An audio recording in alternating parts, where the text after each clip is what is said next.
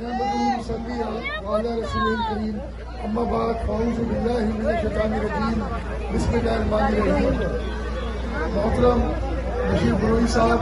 امیدوار حلقہ 98 فیصلہ صدی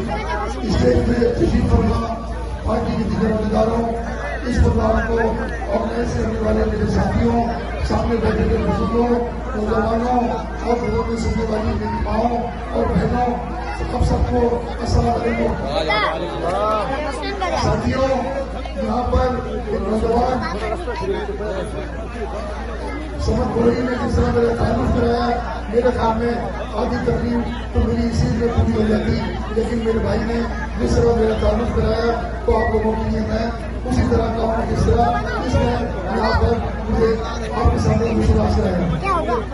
بلاول بھٹو زرداری کا پیغام لے کے آئے، کیونکہ وہ انہوں نے ہمیں بھیجا ہی اس لیے منتخب کرنے کے لیے کہ ہم ان کے اس پیغام کو جو بھی کاغذ کے اوپر ہے اس پہ ہم جمع کرا سکیں۔ آپ کا جو تصمیماتی ایجنڈا ہے عوام کی خوشحالی کا، بجائے ایک منٹ آپ کا